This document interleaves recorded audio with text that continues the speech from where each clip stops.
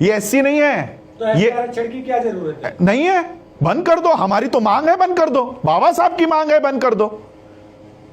बाबा साहब ने कहा था 10 साल के लिए दिया है, 10 साल के बाद बंद कर दो, बंद कर दो और हमको हमारा सेपरेट इलेक्ट्रेट दो। बाबा साहब ने सेपरेट इलेक्ट्रेट की मांग की थी। पहले बात मैं आपको क्लियर कर देता हूं, वो एससी के सांसद नहीं है, वो रिजर्व होगी सीट एससी के लिए।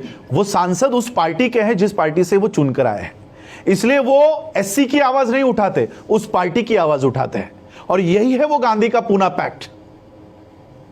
ये बाबा साहब के एससी के रिजर्वेशन से नहीं आए हैं, ये गांधी ने जो हमारे अधिकार छीन लिए ना, ये उसका नतीजा है और उसकी ये देन है जो इस तरह के एजेंट्स उसके ऊपर चले गए हैं। बाबा साहब इनको सांसद नहीं कहते, बाबा साहब इनको एजेंट कहते हैं कि ऐसे लोगों को वहां पर बिठाया दिया गया है जो आज एससी के ऊपर अत्याचार भी हो ना तो उसके ऊपर आवाज तक नहीं उठाते।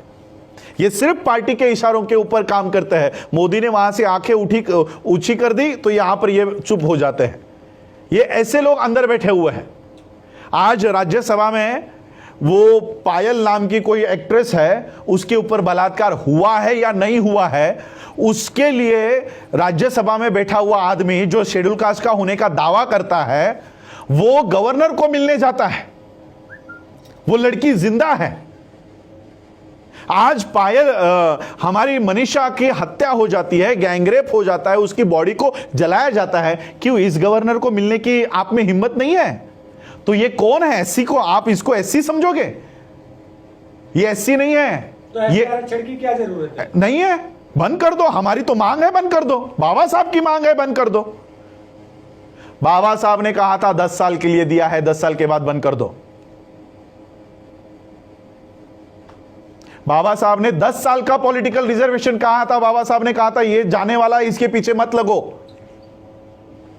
क्यों सरकार इसको हर 10 साल के बाद बढ़ाती है?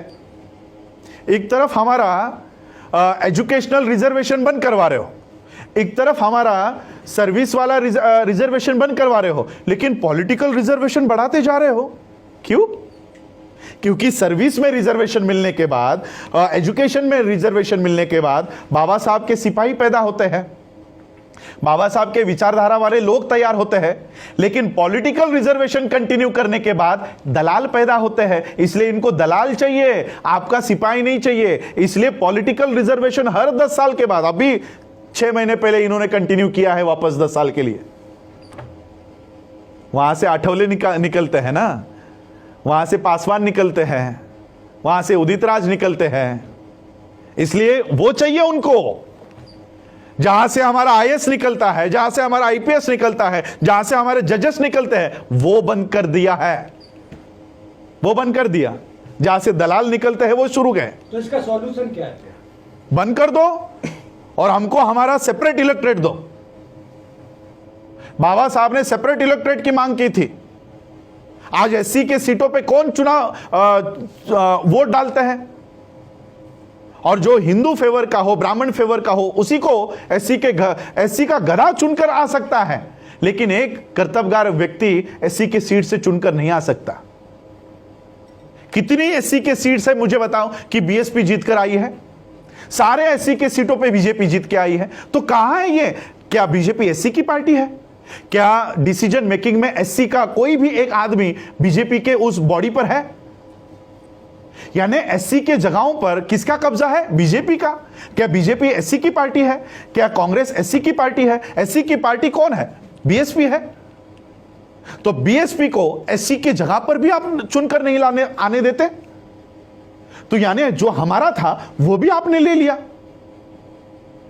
बीएसपी हमारी पार्टी है, वहां से तो एससी के कैंडिडेट्स को चुनकर आने देना चाहिए था, वहां से भी बीएसपी को निकाल दिया। तो कहां रहा रिजर्वेशन? हमारा ये रिजर्वेशन नहीं है, रिप्रेजेंटेशन है। मुझे बताओ उस संसद में एससी का प्रतिनिधित्व कौन कर रहा है? मुझे बताओ। रिजर्वेशन छोड़ दो कि 30 सीटें आपके लिए रिजर्व है, रिजर्वेशन छोड़ दो, रिप्रेजेंटेशन की बात करो। कितने लोग एससी के ऊपर अन्याय हुआ, किसने इस्तीफा दिया? प्रतिनिधि कौन है? हमारा प्रतिनिधि। अगर हमको प्रतिनिधि रास्तों के ऊपर ही चुनना है, देखो मैं आज आप लोगों के माध्यम से इस देश के प्रधानमंत्री को चेतावनी देना चाहता हूं। मैं अपने शब्दों को पूरी तरह से होश हवास में इस्तेमाल कर रहा हूं। मैं इस देश के प्रधानमंत्री को चेतावनी देना चाहता हूं, आप संसद में बहुमत में होंगे, आप राज्यसभा में बहुमत में होंगे, लेकिन देश में हम बहुमत में हैं। देश में हमारी संख्या ज्यादा है। अगर इस देश के संविधान को उसके साथ खिलवाड़ करने की कोशिश की, एक भी एमएलए और एक भी एमपी को रास्तों के ऊपर घूमने नहीं देंगे। एक भी एमपी और एमएलए को घूमने नहीं देंगे। और जो एससी का है सबसे पहले तो उसको पीटेंगे, ओपन वाले को बाद में पीटेंगे, ओपन वाले को बाद में पीटेंगे, एससी वाले को पहले पीटेंगे। ये वो दलाल है जो हमारी बात करने के लिए अंदर भेजा है, वो चुप बैठा है, इसको पहले पीटेंगे। लेकिन हम बाबा साहब के संविधान को मानने वाले लोग हैं, इसलिए मैं मोदी जी को बोलना चाहता हूं कि ऐसे नौबत पर हमको उतरने के लिए मत दीजिए। इस देश के मार्शल हम लोग हैं, मैं मिलिट्री के खानदान से हूं। इस देश की सुरक्षा करने के लिए हमारे लोगों ने अपनी जान दे दी है। सोचो संविधान की सुरक्षा के लिए क्या कर सकते हैं।